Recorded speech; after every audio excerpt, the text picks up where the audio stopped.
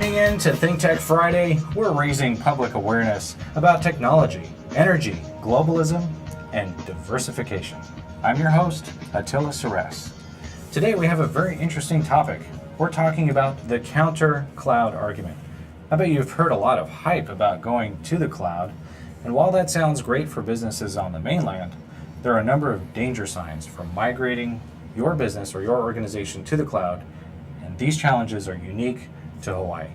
Joining us in the studio today is Jordan Silva. He's the Network Operations Manager for Integration Technologies, otherwise known as ThinkTech, and he's been working in the managed services industry for a little over 10 years now. And of course, we have my good friend Freddy Ludiazo. He's the Sales Manager for Integration Technologies. Thank you guys for joining us in the studio. No problem, my pleasure. Now, if you do want to chime in and join the conversation, give us a call at 296-5467, 296-5467. And if you do want to join us in our downtown studio as part of our live studio audience, then send an email to Jay Fidel. He's the founder of ThinkTech. His email address is Jay, that's J-A-Y, at Fidel.com, Fidell.com. And of course, if you miss any part of the show, you can go to ustream.tv to check us out. You can see the video of this program, and Spreaker.com. That's Spreaker.com. Now those links are embedded on our website, and that's ThinkTechHawaii.com. So go to ThinkTechHawaii.com anytime, pick up any past episodes, or check us out live. Fun stuff, huh? All right. All right. So, before we jump into the conversation, I want to talk about the app of the week. Isn't that exciting? Now, I was showing it to you before the show. It's an app, and it's called I'm Stuck. I'm Stuck. So that kind of tells you what it is, right? Yeah. So the idea is that, say you're driving on the H1, and there's a rare occasion when there's traffic on the H1. Really? Really? Never traffic there. Never traffic on the H1. And the speed limit is 6, right? I Yeah. mean, that's normally. Then you are driving in the speed limit, and then you're just fine. Then you're just fine. But anywhere else that you might happen to travel, where there's a traffic situation better than ours, this app is called I'm Stuck, and I'm going to hold this up for the cameras. You can tap it and take a picture of your situation. So the idea is you take a picture, you say how you're stuck, and you get to choose from any number of things. So you can say you're in a traffic jam, you've been delayed by a bus, you're in an overcrowded transit space, and you put a little checkbox next to this. So I'm going to put a little checkbox here, and it pre-formats an email letter for you. And over here it says, "Dear Member of Congress, I'm stuck in traffic, wasting time, fuel, and money. All around me are trucks, commuters, and families delayed and frustrated.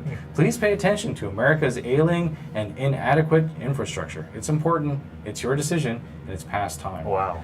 And that's cool. And then over here it has your, it allows you to put in your Congress name, Congress people. So let's see who it comes up with here for Hawaii. I'm going to put in my capture. Oh, look, There they are. Senator Brian Schatz, Mazie Hirono, and Colleen Hanabusa. So I can now click their names 3 times and send them an email right away with a picture of my Very complaint. interactive. So it's a way for you to voice your frustration, right? I suspect they're going to be getting some emails after listening to this show. I apologize, you guys, but we do have to do something about our traffic situation here in Hawaii. I agree. And of Totally course, agree. the reason I chose this app is because it's related to our topic. And of course, today's topic is the counter-cloud argument. Now, when I say cloud, why don't you tell me a little bit about what you think the cloud is, Jordan? Right now, it's a generic term everyone uses to just say, computer's not in my office. And that sounds really cool. It's like, hey, I have all this cool stuff, and none of it's sitting in the corner over there making noise and taking up space. But in reality, it's a very broad term used to describe computing power stored somewhere, generally in a data center. Lots of computers connected to each other, so you can distribute load and things along those lines to create redundancy and all kinds of cool stuff that keeps businesses moving in day to day. So getting data out of your office is what cloud is. Because I've overheard cloud. I've had people come to me and say, if you say the word cloud one more time, even if you're not talking about computer cloud, you're getting out of my office, right? Would you say it's an overused? Oh yeah, term? definitely. By this point, everybody in the world has a cloud product they're selling because it's the cool thing. It's the cool kid on the block right Yeah. now. Everybody wants to be in the cloud, which means everybody wants to have their product in the cloud and sell it as the cloud. And I mean, you can put your puppy in the cloud. I'm sure if somebody out there has a. That's sad. That is sad. Puppy in the cloud. Yeah. Although I did hear a strange rumor that you could take your consciousness and put it into the cloud somehow. Cloud consciousness. Or you could put it like in a teddy bear. So you can take like a cloud, like Teddy Ruxpin type of item, and hook it up to your iPhone. You look surprised. You're supposed to be the tech here. Yeah, no. You're supposed to know all of this. My conscience really is already in a teddy bear somewhere, and he's humored by this. Oh, really? Yeah. He's laughing at you right now? Yeah. Okay. Well, so who's pushing this cloud stuff? I've heard of Microsoft. Are there any others? Yeah, Google is probably one of the bigger ones right now. You have their Google Apps, Gmail, all of their Google Docs products.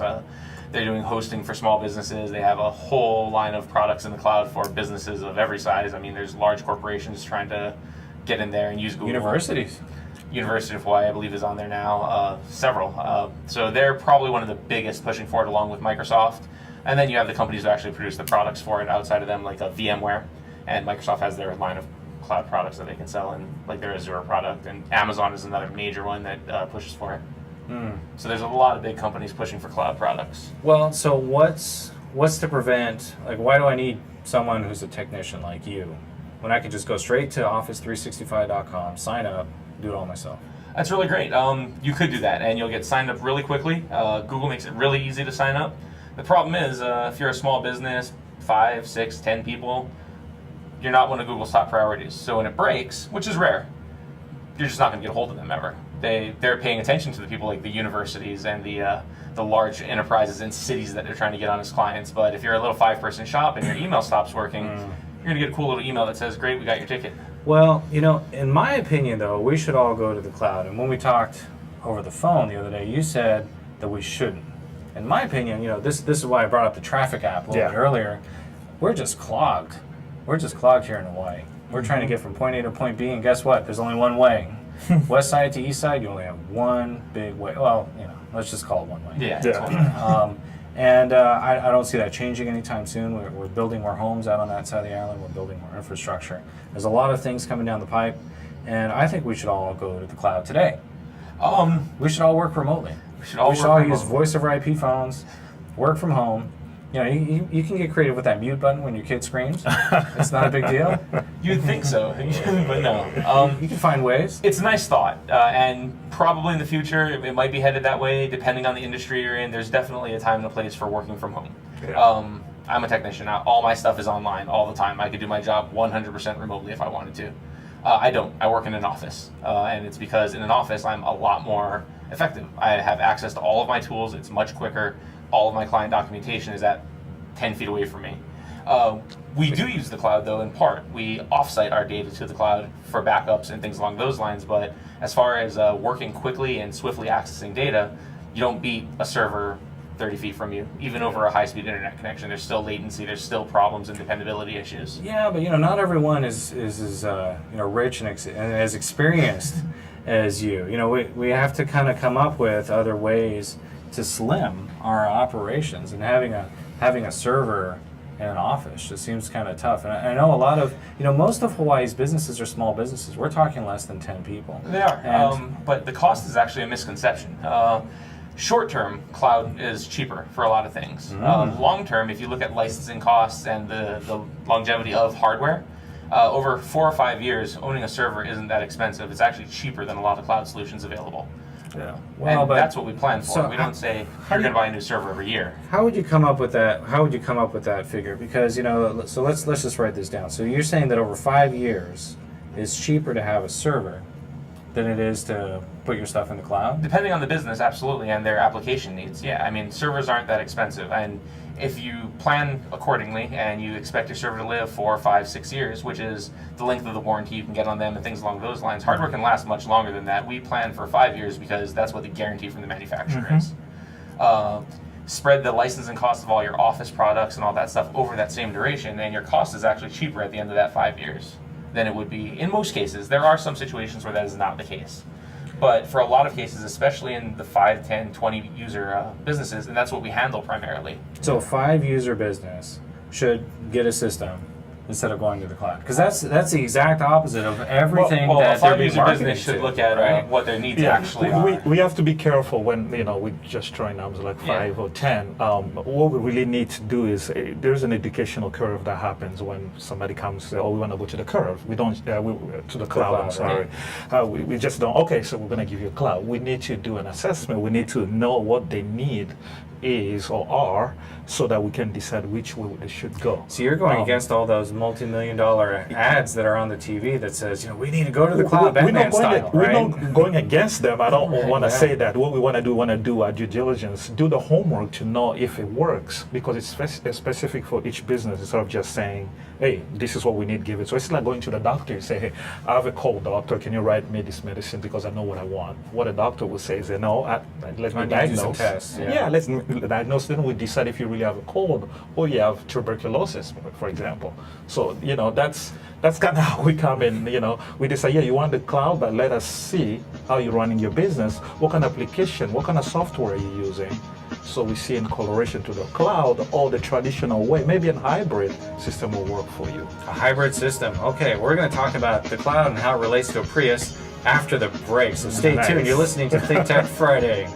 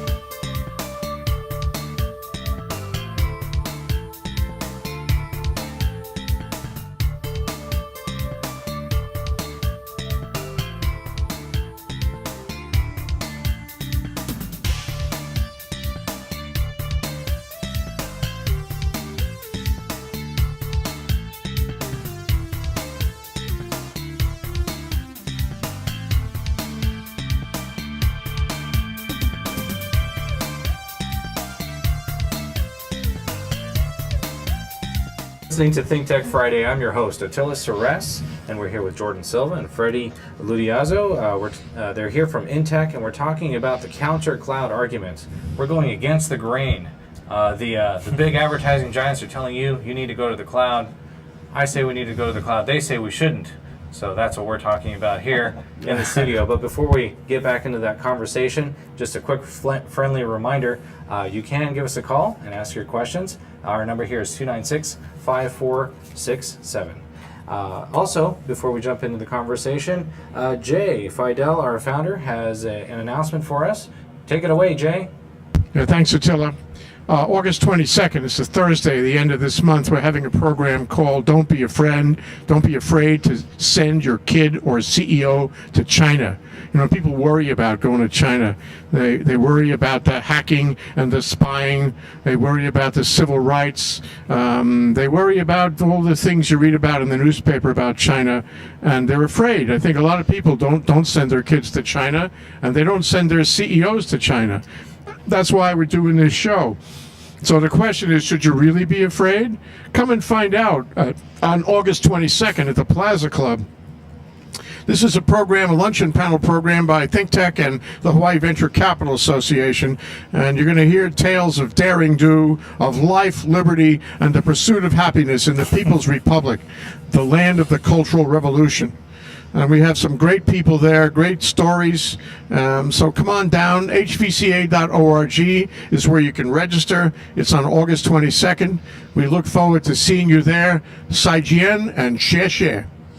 Well, thank you, Jay. I appreciate that. Now, Freddie, do you want to go to China now? Yeah, I'm ready. That's I think it'd be great. I think you should send Freddy to China, I think for sure. my president's listening. I'm ready to go. Ready to go to China? Yeah. Do you speak Chinese? Let's expand. I'll learn. I'm a quick learner. I'll learn. I hear the airports are kind of tough, and you have to kind of go through a different channel to get to China.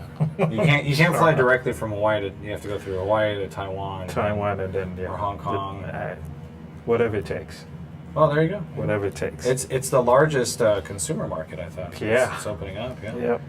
In fact, they're having labor shortages there now too. So they are now importing labor, and who knows where that's going next 5 years. I know they've been stealing a lot of talent from the USA. So.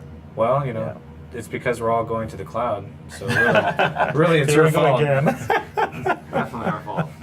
We put our jobs in the cloud. We put our puppies in the cloud. Put our consciousness in the cloud. Consciousness. Sometimes we don't put our tax returns in the cloud. No, I want those in my pocket. So. Well, tell me about Dropbox being hacked. You hear about that? Yeah, I heard something about it. It was a breach of some data that people thought was secure, and they were all like, great, I can get this data from anywhere I am, and then they realized other people can get that data. It's not a fun thing when you have your business information out in the cloud, and you think this is convenient. I can get it from my phone. My friend down the road can get it. This is fantastic. And wait, why does this stranger have my data? Yeah. It's a frightening thing. This is why we think everybody should do the homework before they jump into the cloud. This is for the reason why we want to make sure I want to make sure that everybody understands we are not against the cloud, but we want to make sure that people do the homework before they decide to jump to the cloud. So does that mean that you have some homework items for our listeners? Yes, we do. We do. So what's the first thing they should do before jumping into the cloud? Make sure it's actually in their best interest. You need to look at what your job is and how do you work. The cloud is great if you're looking for sharing information amongst a lot of people all over the world and things along those lines. Most people, or not most, a lot of people don't have to do that. We work with a lot of law firms, for example. They do share documents back and forth between other firms during cases and such, but for the most part, they work in an office, they work really long hours, and they need this data quickly. Accessing data that's located somewhere in the middle of Pennsylvania when you're in Hawaii probably isn't the quickest, especially if you need real-time access to that data. It's not, because you're not going to be downloading it, working on it locally, then dumping it back up there. It's real-time saving, it's things along those lines. So if you have a bunch of people doing that and it's a large document, you see problems with that. And so Google Docs is not sufficient for this? It can. It really depends on the length of the documents and things along those lines, but sometimes it's not. Sometimes they do see delays, especially if they're looking through documents. Google Docs is a bit better than some other solutions. A lot of people use terminal servers, were the big one for a little while, or virtual desktops. You see a lot of latency when using that stuff, and that's what gives you that full virtual desktop is a big deal right now. It's you're getting your desktop wherever you are. You log in from home. It's the exact same environment you're working in from your office, from your tablet from the airport in New Zealand when you're down there visiting. Well, that's what they're doing for schools, right? 2011 terminal server. It's meant for schools, so that I think the intro copy comes with I think 10 terminal server licenses, so they can all connect through thin clients. Absolutely. That works out okay. And it works for a lot of people. If you're a student, when you're not billing out your client $400 an hour, scrolling through and seeing that fraction of a delay and that small minimal time delay billing. when you're typing stuff. So wouldn't it be better if it took me 5 minutes longer to do something, then I could bill 5 minutes more? I think they bill in like 15-minute increments. So as long as they type it for 1 minute, they can move on and they can just bill anyway. But no, it's not. It's really frustrating for a lot of them. They'll type and the word won't appear for another second longer. So they're like, "What's happening?" They start mashing. We at went the through this keyboard. too when we were collaborating with Google Docs the other day. Okay, You were okay. typing things, were sharing, and you were by my desk. Yeah, I and remember you were asking, you asked if I me, saw "Do you your see notes this?" yet? We're like, "We No. don't see it yet." Then 5-10 seconds later, it appeared. Things appear. I went now. Why? I mean, same town. Well, So a good example is if you've ever been on a bad phone connection where you're like, "Hello," and then you're like, "Hello," and then you hear them back. There's that it's a tiny delay. It's that but it's enough to latency, right, throw right. off your conversation a lot. And the same thing happens when you're working. If you're typing and you don't get that feedback that, "Oh, where's that word that I just typed?" You're like, "Hello," and you tap the key, and then the word pops up, and then those extra keys, and now you're mashing the backspace, and this whole Yeah. document's getting jammed up. But this is new technology. I mean, Office 365 has been out, what, a year? No, it's been out for a couple of years. a couple of years. Yeah. Well, at production. More than that. Has it been more than Yeah, a year now? Probably. Okay, so that's. I mean, I got a little Microsoft logo on my shirt, so I'm a Yeah. fan. And I think it's a great product, but it's just getting started. I Yep. mean, the Prius took what, 20 years, 30 years to make. It was funny. I had a roommate in college. He was laughing because he was from Japan. He was laughing at me when I said, "Wow, there's this new thing. It's called the Prius." He says, "I've had that since I've been 5 years old in Japan. They've been making this for decades." Yeah. It's. I mean, the reason that the car is so successful today is from trial and error over. Yeah. Sure. Did so much everybody time. say everybody go buy a Prius right now? Get rid of all of your gas powered vehicles. Everybody go buy this car right now, or did they say, what's the resellability going to be in 10 years? How long is that battery going to last? They thought about those decisions because that's financial. But that's transportation. This is technology. Yeah, You and I technology. both know that Well- if I take this tablet and try to sell it on eBay 5 years from now, I'm not going to be able to get 10 You're cents right, for but it. this is It's the not gonna productivity of exist. your company. This is your income. Do you want, when you're trying to get work done for a client and you have deadlines to meet, do you want 100 1-second delays when you're trying to just get this document done because you have a court deadline in an hour, or when you have a deadline for your payroll or I mean, something? we're walking straight to the transition, talking about connectivity and bandwidth and why, because this is the main problem. We can have all the infrastructure in place of, we have computers and cloud, but if we don't have access to them, or we have problem getting access to them, that's where the problem comes in. And I think this is what we have in this platform with the cloud, and connectivity in Hawaii is a problem. Well, but it's not that bad, and it's going to get better. So you can't Yeah. say buy this server and then it's going to last you for, what did you say, 10 years? No, 5. 5 Yeah. years. It's 5 years. 5 years ago, what was connectivity like out here? Right, but Awful. what are you going to lose by having that server for 5 years? You're going to gain efficiencies now, and in 5 years, if it's better, don't buy a new server. Migrate then. Well, but you're talking also to that top 10%. Yeah, I know you guys service like some very well-established clients. 80% of Hawaii's businesses are 5 employees or less. Real estate agents, independent contractors. Depending on the industry, Yeah, we have some small one that do high power things. Oh, okay. We definitely have clients that are Yeah. five users. So let's talk to those small guys, the majority. Us little people.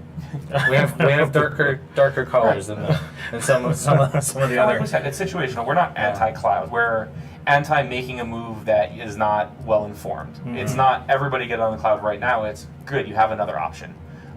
What is best for you? Cloud is a viable option for some people in some circumstances.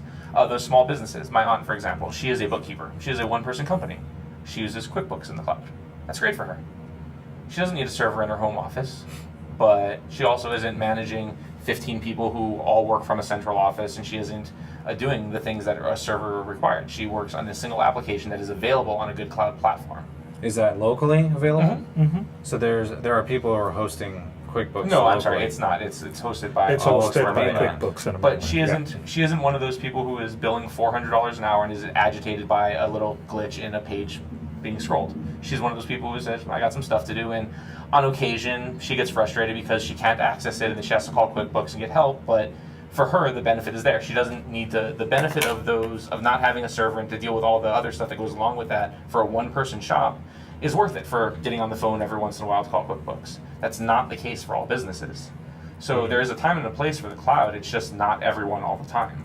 But you would agree that 80% of these businesses, the small businesses that are 5 or less, the cloud is appropriate. I wouldn't agree to that without talking to them. But if you want to send those 80% to us, we'll be happy to work with them and find out if it's appropriate.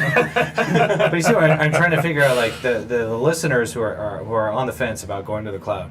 They've listened to all the marketing portion. Here's a good example. Yeah. So of those small businesses, a frequent one that we deal with are engineers. Okay. That's a terrible idea to put in the cloud because they work with AutoCAD all day or any heavy design application. HP has got a great streaming desktop. They do, but so does have VMware. you ever tried doing AutoCAD through a VDI? That's exactly what's on their. If you go to the HP Thin Client website, that's exactly what they have on the front there. They have AutoCAD running From two Hawaii? screens on a thin client. Really? Yeah. We've tried that. It's laggy. It jumps around. They make clicks on their document, things along those lines. We're not saying it won't be able to do it. Is it effective to do it? How about Citrix? Citrix has its place. We definitely have clients that use Citrix. But again, it's not for everyone and not for all applications. And it's been gotten better in the last 2 years for sure, but 3 years ago there was no chance you were running AutoCAD in the Citrix environment. Now maybe, but even then it's a little rough at times. Well, we'll talk a little bit more during the break that you guys can tune in on. If you go to thinktechhawaii.com, you can see us talking. But for those of you listening on the radio, we do have to take a quick break, and we'll be right back. You're listening to ThinkTech.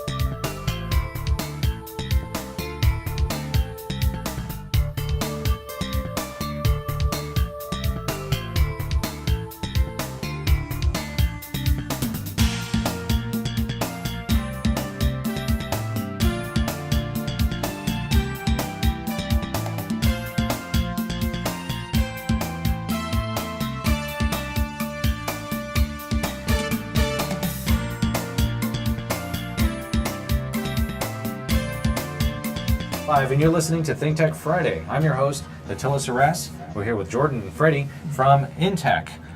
They are the technology guys here in downtown, and they do a lot with businesses in the cloud. And we're talking about how cloud computing is right for some people and wrong for others. That's and right. we're trying to make those distinctions and figure out where it's appropriate and where it's not. Previously, we were talking about how you can take your data as a small business and put it into the cloud environment. You have access to it anytime, anywhere, but that ends up actually being a little bit more expensive. But there's also that big question mark, which is a few years from now, what's our bandwidth going to be like? Because that seems to be a major obstacle. What is what is our electricity cost going to be? Well, it's going to be higher. Energy costs, yeah. Yeah, and of course the technology cost itself is going to continue to go down. If you look at Moore's law, we're going to continue to drop every 2 years. Yep. I mean, I know it was kind of funny because Moore's law perfectly applied to my cell phone, which is an HTC, which had a single core processor. I think it was 1 gigahertz single core, and exactly 2 years later, dual core, one gigahertz. So it exactly doubled, just like that. So Moore's law still seems to apply ever since 1968 now. Somewhere around there, yeah. So it's good stuff. And during the break, for those of you who were watching us online, you heard us talking about BYOD. Now BYOD is very similar to bring your own beer, is that it? But it's Prefer it's bring your something own else. beer, but this is bring your own device around. Device. Yeah. Device. And BYOD is a hot topic, especially in managed services. And why don't you tell me a little bit about what managed services means to you guys, because I understand every business has different definition of managed services. And then, and maybe Freddie can answer this, and why BYOD, how it falls into that plan. Well, managed services, it's really picking up all your technology needs and trusting a third party, like our company ThinkTech. That's what we do. We're a managed service provider. So organization will come to us, or we'll go to them, say, hey, come to us, so, let's talk about how we So you can. become the IT department. Yeah, we become the IT department for organization, and those who even have IT will become kind of an extension of their IT department as well. That's really our core business. That's what we do here in Hawaii, and we're talking about BYOD. I want to say B. Well, they're not entrusting you with their personal cell phone, but that's what BYOD is, right? Somebody from a company, say it's a nonprofit, everyone who works there is doing work with their cell phones. But if they lose that cell phone and someone picks it up, now all of a sudden they have all their contacts, they have all their email correspondence, maybe even more. Maybe A lot of our clients do trust us with their personal They do, devices. actually, they do. Really? Yeah, absolutely. A lot of our clients, we absolutely put on management policies, and we highly recommend it to our clients who are especially in the medical industry or finance industries. They have a lot of compliance issues they need to keep in mind with. So part of that is if you want your phone to connect to your mail server, you're going to have a pin on it to keep it locked. You're going to have lock it. Yeah, his phone is locked down because our mail server says you cannot connect to And this that's unless our you accept this company policy. policy. All our cell phones are locked. So after a number of tries, it wipes out the It wipes device. out. Or if you lose your device, it's, hey, you lost your phone, call us first. Don't worry about the device being lost. Let's get it disconnected. Let's get the mailbox cleared out of there. We can get rid of anything. And that's a really good segue because this is one of the situations where the cloud is actually really useful. That's right. I love Google. oh, so you agree with me? No. Perfect. On cell Well, phones. we didn't. My cell phone backs up to the cloud. Freddie's getting nervous because It's wonderful. It's I go home and as soon as or anywhere I am where my device plugs into a wireless connection, Google Plus says, great, I'm taking a backup of everything for you. So in the event I lost my cell phone and somebody found it, I could go to my office, or remote in wherever I am, I can delete everything on that phone. My company's data is safe, my personal data is safe, and I have a backup of it sitting on Google's cloud. this is Google Plus. So all my photos, everything just backs up Oh, okay, automatically okay. for me. Yeah, but you got to pay for that. No, it's that's free. free. Up to I don't know. I don't hit 10 gigs or data. photos. These things have 16 gig of storage, right? I take a lot of pictures, man. Yeah. You don't have kids, do you?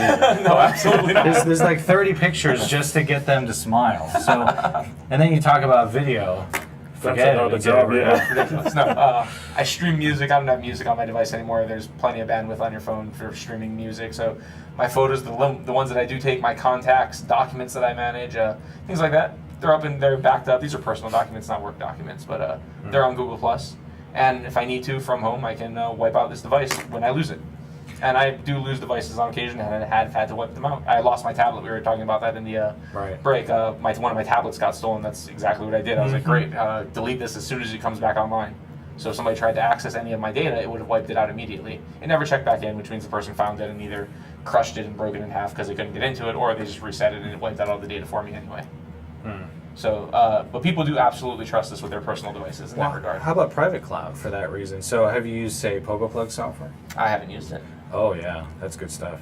It's you can build your own private cloud. It can do redundant synchronization from multiple sites. It does all the file storage, everything. You can access it from your remotely, and it's all offsite, right? So that means that even though I'm accessing it from my tablet, I'm not actually storing anything on my tablet, Right. which is great because now I don't need so much storage capacity on this tablet. That's right. It's also safe in the event you lose your tablet, right? Right. It's all gone. You know, there's nothing they can do about it. But you know, so BYOD. You mentioned that there's ways to lock it down, and when we started having the conversation, we were talking about the number one item. You were giving us our listeners some homework about whether the cloud is right for them. What was our number one item? Consistent and fast access to the data would be the number one concern for me. So make sure you have fast internet. Not using a Starbucks Wi-Fi. Stable internet Yeah, also. stable internet. A lot of people don't realize that the internet connections you buy from vendors, they vary. You have normal home internet connections, you have business internet connections, and then you have SLA connections. SLA connections are the ones where the provider is saying, we guarantee your connection will be up for 99.999% of the time. What's the SLA stand for? Service level agreement. Service There you level. go. And you'll notice that one, which one the SLA one is, because it costs more than the cheap. You get 20 megs up for $5 a month or whatever Time Warner's offering for it now. But they're going to guarantee that connection is up, and that's important for a business, especially if your data is not sitting in your office. A lot of businesses don't realize that there is a difference there. So when their connection goes down, they're like, "Why isn't this up? How long is it going to be?" And it's the best effort on the support's part, unless you have an SLA. If you have an SLA, it's going to be up, and it's going to be up quickly. Yeah, but to be fair, even with SLAs, they're going to give you a maximum amount that they're going to credit you. They're like, "Oh yeah, we've been down for a day. Here's $100." You know, it's not really. It also gives you grounds to get out of that contract, because a lot of long-term business internet connections require a 3-year term or a 5-year term right. if you have build-out costs, things like that. So the SLA is a contract that it's a guarantee from that provider. We've had very good success rates with our SLAs from these providers. A lot of them ensure that you're up because they want to meet those agreements. They don't want angry customers, but And they they're want going to collect the prioritize top you. dollar, right? That's right. That's You're right. paying them more money, they're going to treat you better. That's just kind of how it is. So that's important. When you're looking at things like cloud connectivity, and if you're one of those companies that require that uptime and access all the time, your connectivity is a big portion of that. All right, so number one is to have a good internet connection if you want to use the cloud for any of this Which stuff. means also you need to do your homework in finding the appropriate vendor that's providing good connectivity for you. Not everybody does the same job. Now, how would you compare our connectivity, say, in the mainland compared to here? I have a lot of friends in the mainland, and they don't usually complain that their internet goes out when it rains. So I'd say there's a bit better in places, but they also have things like fiber to the curb, and FiOS from Verizon and stuff like that is more popular there. Some vendors here are starting to bring it there. It's getting more and more popular. A lot of the buildings have fiber to them now. So we're getting there, but we do have a lot of old infrastructure still. And when the weather hits wrong, or things happen, or a pole gets hit by a car at the outer parts of the island, internet connectivity drops because there's still above ground utility and things like that. And so it's going to be a while before we even. So SLA really is good for downtown and these places where the infrastructure is already built. They down. don't offer SLAs everywhere because they understand that they can't guarantee that in some places. So a lot of the outer islands are a good example of that, where they won't offer you an SLA. Or They'll let you know. They'll let you know. Yeah, they're not going to lie about it. They're going to say, we can provide you this. Yeah. This is the best we can do. Well, so what's number two? Control of your data is a big part of that. We have a lot of clients who are have to comply with PCI guidelines. They have to comply with HIPAA guidelines, with SOX guidelines, things like that. So you have to, if you're going to go with a cloud provider, you have to ensure they comply with all these things as well, because it's still your problem if they're not. If they get breached, it's your fault if you didn't look into that appropriately. So you have to ensure that now you're looking to make sure your environment is secure and also their environment is secure. Yeah, but that's what PCI compliance is. I mean, that's what they go through your intrusion protection scans and all that stuff. That's, by the way, for those of you listening, PCI compliance is it's not peripheral component interconnect, is it? No. No, it's a credit card processing. That's it, payment card interconnect. Yeah. So so you have to go in and install utilities inside of your server and into your workstations that allows you to scan your entire internal network so that you can make sure that there's no vulnerabilities. There's from a the set of outside. guidelines, and there's a lot of companies that specialize in PCI compliance stuff. And if you're a large organization that has to deal with the high level compliance, usually you're just paying one of them to make sure that you have them auditing you and you're taking care of the remediation and things along those lines, or you're with a company like us that helps you with that kind of stuff. But it adds another level of complexity, because now you're working with a vendor and you have to make sure is that vendor compliant. And That's right. if you're going with a trusted vendor like Google or something like that, most of their applications are. I can't think of one that isn't, but there are other providers that are selling the cloud, because now it's just a completely generic term and everyone wants to sell it. It's like, yeah, I'll take you to the cloud, and I mean, it might be a server in their basement. You don't know what they're selling you. As That's far right. as you know, you're in the cloud, but you could just be the server he has in a spare bedroom in his apartment somewhere in Kaimuki, and it's just kind of sitting there.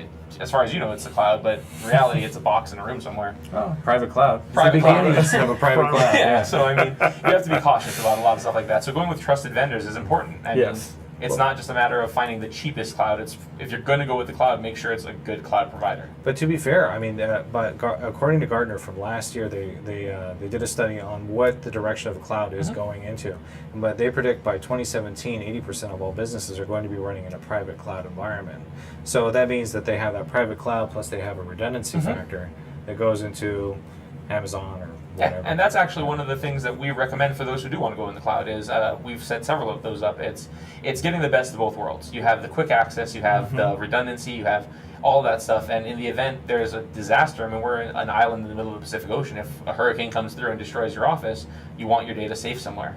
Or if there's a fire or just something catastrophic happens at your office, it floods. You want to make sure your data is secure, so when you are back up and running, your data is there and you didn't lose more than you had to. So a hybrid cloud solution is a good solution. It's you have your servers, a copy of your data locally, and you back it up and you offsite it. Or you can even have setups depending on your needs. And a lot of companies go into this thinking, yeah, I need 100% uptime all the time, and most companies really don't. They see the number that is associated with that 100% uptime, and they're like, okay, I really can be down for 10% Freddy's starting to by laugh. It's like this number times 10. Yeah, okay. okay, I yeah, mean, yeah. It sounds good when people talk about when they see the numbers that Right. the adjustments had so happened. Then maybe uptime is not as Yeah. important as we thought. Then you- we adjust. And But this is even the 5.9 still gives you 3 hours downtime a day. Yeah. No. Oh, per year, sorry. Yeah, I was going to say not a per day, year. I'm absolutely like, not. 3 hours of Wow. downtime. Most are okay with that. I mean, turns out most businesses can survive 3 hours of downtime Yeah. a year. Well, some of our listeners can't survive can't survive being away from us for a minute, but they're going to have to because we're going to have to go to a break here. And you're listening to ThinkTech. My name is Attila Seress, and stay tuned. We'll be right back after this short break.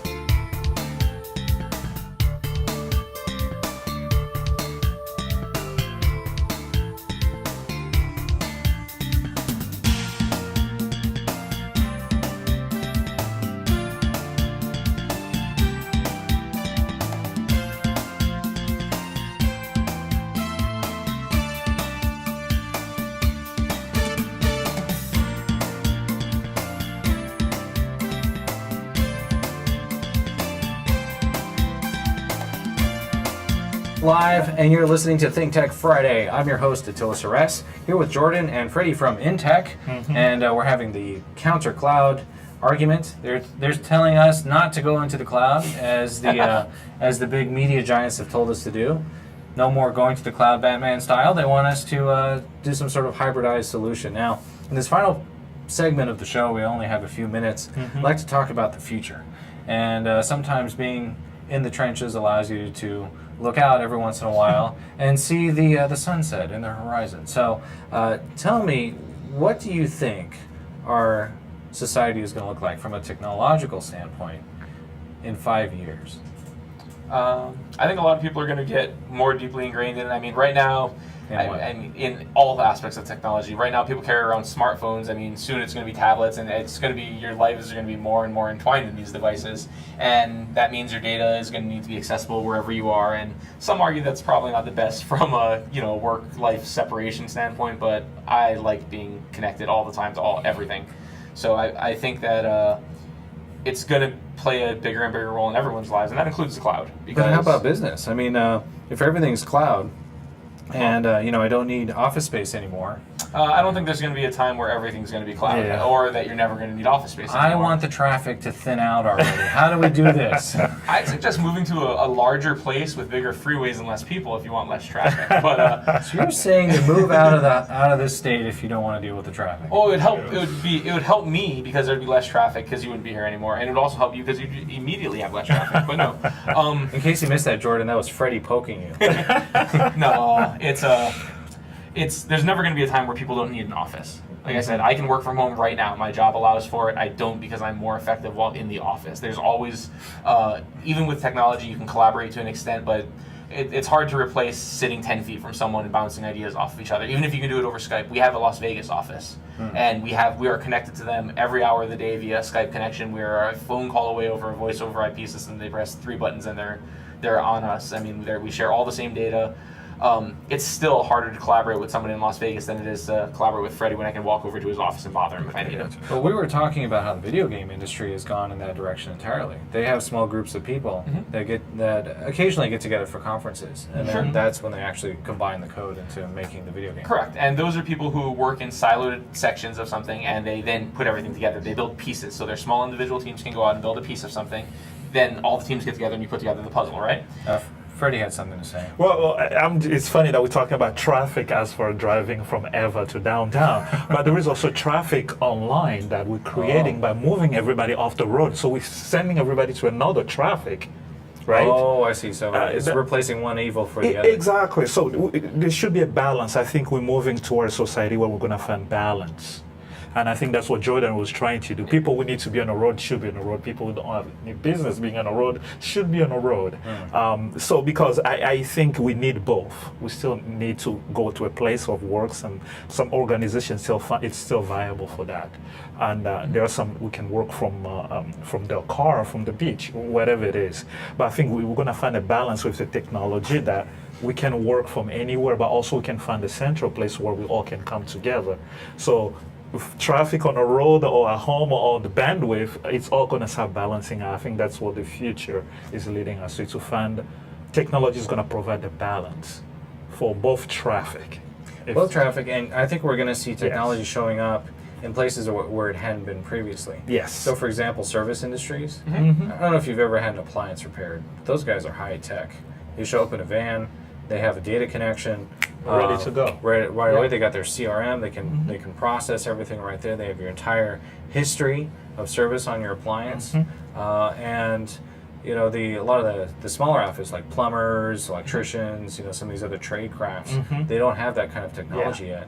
So those kind of services maybe are opportunities, business opportunities to create the kind of frameworks that you're going to need to have that. And that's the thing is, here in Hawaii, we have a strong blue-collar workforce, and there's a lot of pride and tradition in that, and that's an industry that can be encouraged. And obviously, not everyone can work in a law office where they have terminal servers and stuff, but there's plenty of people who can fix pipes, and believe me, when your toilet's leaking, you want someone to fix your pipes, that's for sure. That's an important job right there. Yes. But we want it done right. So. Right, and part of doing it right is having all the schematics of your plumbing, available at your fingertips. And some industries have already gone this way, and it's very interesting. Maybe I can share with you this quick story. I was talking to a pilot, maybe about 2 years ago, and he was telling me, he says this iPad has completely changed the way that we fly. And I said, really? How so? He said, well, whenever we land at an airport, we get this big thick book. It was the flight plan. And it said, when you're coming into this airport, if there's crosswinds, then you got to go to flight plan C. And if there's, fires, then you got to go to flight plan D. And so they'd be coming in on approach, regular on flight plan A. And then they'd say, well, quick, go to flight plan M. And they'd say, oh, no, quick, get the flight book. And, and they're all flipping through pages. Instead, now they just bring up their iPad. They've already downloaded the flight plan. They just go, flight plan M, no problem. One tap, we're That's done. it. And I think that's a huge shift. Yeah. And it's safety, right? It's, Well, and you're also looking at, from a future perspective, eventually there's going to be a day where they're not pushing flight plan M. It's just going to be there. It's going to say, this is how you're approaching the airport today because these are the conditions in real time. We were talking about Google Now earlier. Right. Or Google Glass. That's kind of what they're aiming for. They're kind of just giving you information before you even ask for it. My phone tells me what traffic's going to be like on the way home at around 5 o'clock. It's like, it's going to take you 3 minutes longer to get home today. Pilots are going to be, you would think they would be able to do that soon. And that's how technology is going to help you. If you're deploying, staff, you mentioned the plumber, right? Hey, they need to go out to this job site. You're going to be able to track all of your workforce and say, I can get someone there not between 8 a.m. and 5 p.m., but I can get someone there at 2:30 p.m. because he's here and he was delayed here, and he can get you an update pretty quickly. I think that's where technology is going in the future, and how that's going to benefit people. It's better scheduling, it's more efficiencies in that regard, because in real time you can track what everybody's doing. Is the person delayed? Is there a traffic jam on the H1 today? The answer is yes. There's always a traffic jam on the H1, but how bad is it? All that stuff. It's gathering all this information from all these different sources, and I think that's where the future of this stuff is going, is just helping people arrange their lives more effectively. Make the right decision. Yeah, I'm always afraid to turn on that maps layer for traffic. Put the little check mark there, it's just red and black. Yeah, you know we live in Eva, so yeah. But that's part of the price, right? Yeah. Any place that's worth living has got traffic. Well, yeah. So there you go. Doesn't matter where you are in the world. So it's got the traffic. All right. So we have anytime, any available thing. How about speed? Are we expecting faster speeds in the next few years? I'm sure there will, but for most people, speed isn't necessarily the issue. It's latency. Latency. Yeah, it's how long the traffic is actually taking. It's not the size of the pipe necessarily that's the problem. So you can have a lot of bandwidth. If the things aren't responding quickly, or if it's traveling too long of a distance, there's still a delay. Yeah, And I that's have what the that concern issue is. whenever I'm trying to play a YouTube video for my kid. He wants to see Thomas the Tank Engine. He's sitting there queuing for like Slow. a minute. That's right. And it's not because you don't have a sufficient download pipe at your home. Home internet connections are large. They're bigger than a lot of business ones, because they can just say you have 20 megabytes and distribute a bunch of your whole neighborhood. But it's two sides, right? Is your bandwidth okay? Is the person you're connecting to okay?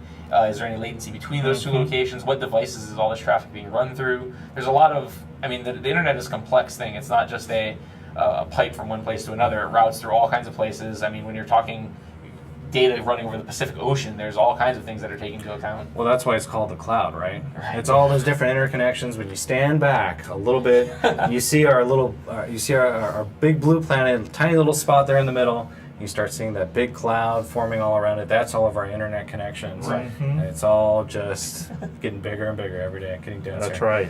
Well, that's about all the time we have today for today's show. Thank you guys so much for coming on the air. Really appreciate No, it. thank you for having us. Thank you. Well, if you missed any part of this program, be sure to visit our website, download our podcast, and of course our website is thinktechhawaii.com. And if you like our program, go ahead and like us on Facebook. You can find us there. Yeah. Perfect. And of course, this is your host, Attila Seress, and thank you to our chief engineer, Jack Waters. Our account manager is Patrick Leonard. Our board operator, and someone who I think really liked this conversation, Leah Rodriguez. And Jay Fidel, he's the founder of ThinkTech. His passion makes our program and all the programs that he produces possible. And thank you guys for listening. We'll be back next Friday, but be sure to tune in Monday with Jay Fidel for more ThinkTech. Remember to appreciate life, do good to others, and have a great weekend. Aloha. Aloha Friday. Good day.